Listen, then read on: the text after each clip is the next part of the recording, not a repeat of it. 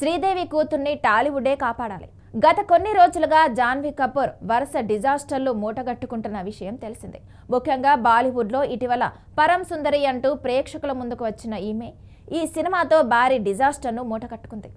ఆ తర్వాత home bound అంటూ మళ్ళీ ప్రేక్షకుల ముందుకు వచ్చింది.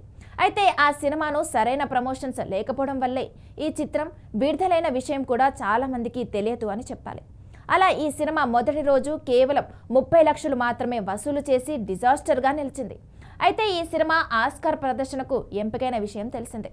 ఇదిలా ఉండగా మరొక వైపు కరణ్ జోహార్ నిర్మాణంలో వచ్చిన సన్నీ సంస్కార్కి తులసి కుమారి సినిమాలో కూడా నటించింది.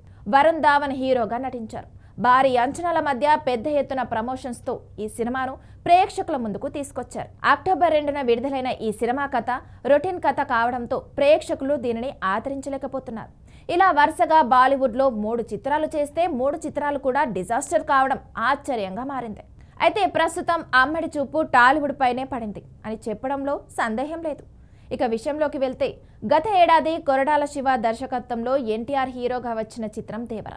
ఈ సినిమా ద్వారానే తెలుగు ప్రేక్షకులను పలకరించింది జాన్వీ కపూర్. పైగా ఇది ఈమెకు తొలి తెలుగు సినిమానే అయినా ఈ సినిమా మంచి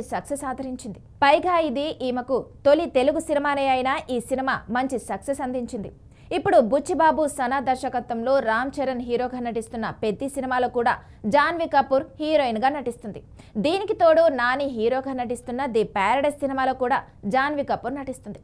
ప్రస్తుతం జాన్వీ కపూర్ ఆశలన్నీ కూడా టాలీవుడ్ పైనే ఉన్నాయని చెప్పాలి.